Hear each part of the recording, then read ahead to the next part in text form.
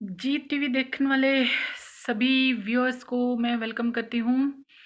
आज मेरी ये स्पेशल वीडियो जो है, मैं थोड़ी-सी वरीड हुई हूँ। मैंने कल रात को जो एक वीडियो देखी है कि अरब में काम करने वाले एक ड्राइवर से एक एक्सीडेंट हुआ। ड्राइवर जो है पंजाब का है एंड एक्सीडेंट होने के बाद अब वो लाइफ टाइम इम्प्रिजनमेंट में है या उसे फांसी की सज़ा हुई है। तो उसका एक रीज़न जो उसने वीडियो में बताया है वो ये है कि उससे जो एक्सीडेंट हुआ वो उसका फ़ॉल्ट भी नहीं था एंड फ़ॉल्ट जो था वो पीछे वाले का फ़ॉल्ट था कि पीछे से गाड़ी हिट हुई है। तो जब पीछे से गाड़ी हिट होती है तो उसके 2 रीज़न हो सकते हैं कि सामने वाली गाड़ी या तो सडन रुकी है या फिर पीछे वाले ने बिना किसी सिग्नल के वो सामने वाली गाड़ी स्टॉप हुई है, या आप सब लोग उस चीज़ के लिए बहुत अच्छी तरह वाकिफ़ हैं कि ये एक्सीडेंट कैसे हुआ होगा। तो मेरी आप सभी ड्राइवर से एक रिक्वेस्ट है, चाहे वो किसी भी स्टेट का है एंड यूएई में ड्राइव कर रहा है, तो एक बहुत ही ज़्यादा नेग्लिजेंसी हम करते हैं, निग्लेक्ट करते हैं डॉक्यूमेंटेशन प्रोसेस को, स्पेशली पंजाब के ड्राइवर्स। क्योंकि मैं इंडियन हूँ तो मुझे पता चलता है कि बहुत ही चीज़ों को निग्लेक्ट करते हैं। हम लोग कभी बाहर जाने के टाइम डॉक्यूमेंट्स लेके नहीं जाते हैं तो आरटीओ वाले चेक करते हैं। तो जो भी ड्राइवर्स यूएई में काम कर रहे हैं एज ए ड्राइवर, तो मेरी उन सभी लोगों से एक अपील है कि ड्राइव करने से पहले आप एवरी डे जब ड्राइव पे जाते हैं, अपनी गाड़ी के डॉक्यूमेंट्स आप चेक कर लें कि जो गाड़ी आप ड्राइव कर रहे हैं उसकी एमओटी हुई है। एमओटी जो मोटर व्हीकल फिटनेस के जो टेस्ट होते हैं एवरी ईयर होते हैं, यहाँ इंग्लैंड में एवरी ईयर होते हैं एंड आपके यहाँ 6 मंथ में होते हैं या कितने में होते हैं आई डोंट नो, कि आप वो चेक कर लें एमओटी जो गाड़ी की फ़िटनेस है उसके डॉक्यूमेंट्स आपके पास हैं। एंड दूसरा कि गाड़ी का इंश्योरेंस हुआ है या नहीं हुआ। अब वो आदमी जो यूएई जेल में है, बहुत ही मुसीबत में है, उसका सिर्फ पनिशमेंट होने का रीज़न है कि 51 लाख कॉम्पनसेशन मांगा है एंड उसके पास 51 लाख देने के लिए नहीं है। अपनी तरफ से मैं सोशल संस्थाओं को एक रिक्वेस्ट कर रही हूँ, अगर कोई फॉरवर्ड हो के यूएई में उसकी हेल्प करें, पर अगर कोई नहीं कर सके तो एक बहुत ही बड़ी ये एक हमें इस चीज़ को याद रखना पड़ेगा कि ये एक एग्जाम्पल है हमारे लिए कि हम बिना चेक किए हुए ही गाड़ियाँ ड्राइव करते हैं। एक्चुअली अगर एक्सीडेंट हो गया है तो उसके ड्राइविंग पॉइंट पे उसके ऊपर पॉइंट लगने चाहिए थे, पर ये जो फ़ॉल्ट है ये ओनर का फ़ॉल्ट है, जो गाड़ी का ओनर है, कि उसे ये चीज़ का पता ही नहीं कि गाड़ी का इंश्योरेंस नहीं हुआ।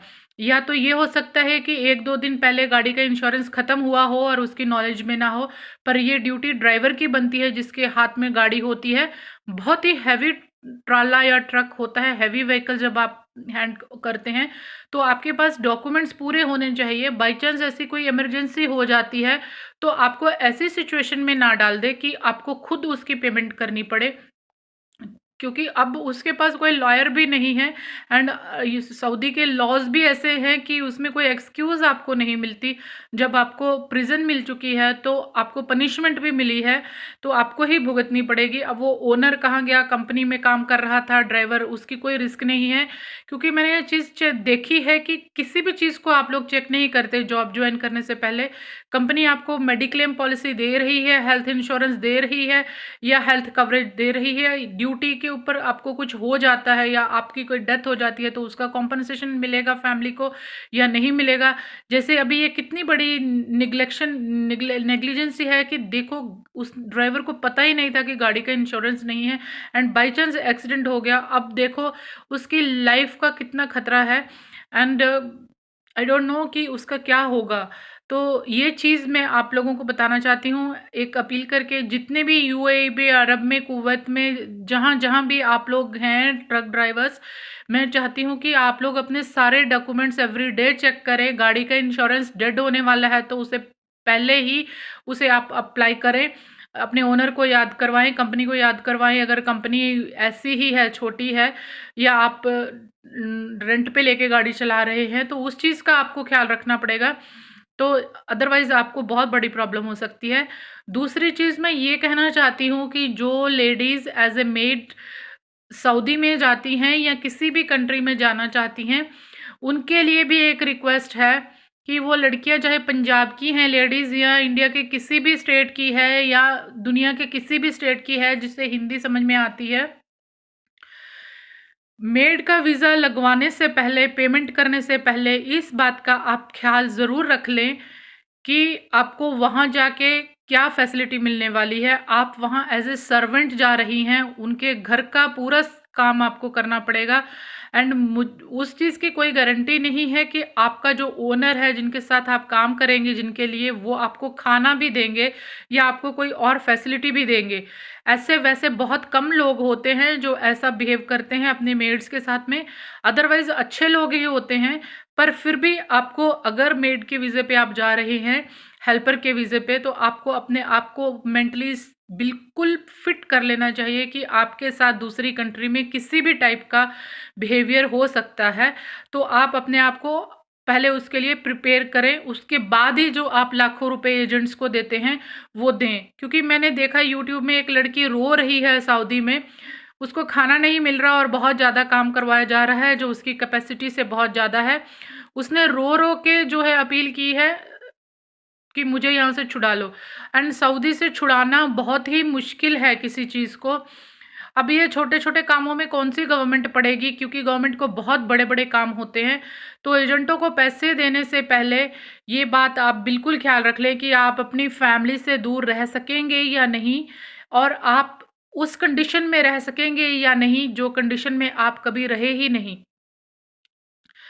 एक बहुत ही बड़ा सपना है हर इंसान का दूसरी कंट्री में जाके पैसे कमाने का, पर वो पैसे कमाने का जो सपना है कहीं ऐसे ही ना टूट जाए कि हम उस चीज़ के लिए कैपेबल भी ना हों और हम वो काम करना चाहें।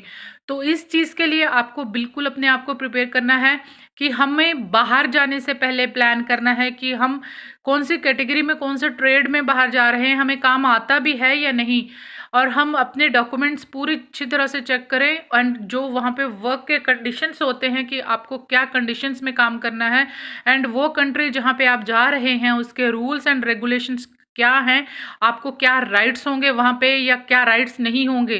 कहीं आप स्लेव बन के तो नहीं वहाँ जा रहे, आपके पासपोर्ट वहाँ जाके एजेंसियों के पास जब्त कर लिए जाते हैं, आप कहीं बिना पासपोर्ट के भाग नहीं सकते। अगर आपने भागने की कोशिश की तो आपके ऊपर और किसी टाइप का इल्ज़ाम लगा के आपको डिपोर्ट किया जा सकता है। तो आपने जो पैसे एजेंट को दिए हैं जो कि आपके पास भी नहीं थे, वो पैसे कैसे आप वापस करेंगे? वो चीज़ आप सभी की एक ड्यूटी बनती है कि जाने से पहले आप अपने सारे डॉक्यूमेंट्स चेक कर लें कि हमें क्या करना है, क्या राइट्स हैं, क्या ड्यूटीज़ हैं, क्या फैसिलिटीज़ हैं, एंड हमें कैसे उस कंट्री के रूल्स एंड रेगुलेशन को जो है हमें फॉलो करना है। क्योंकि अरब कंट्रीज़ लॉफुली बहुत ही ज़्यादा स्ट्रिक्ट हैं, वहाँ पे कोई राइट्स नहीं होते दूसरे लोगों को, पर वो इतने स्ट्रिक्ट भी नहीं है कि बिना वजह ही कुछ करते रहें।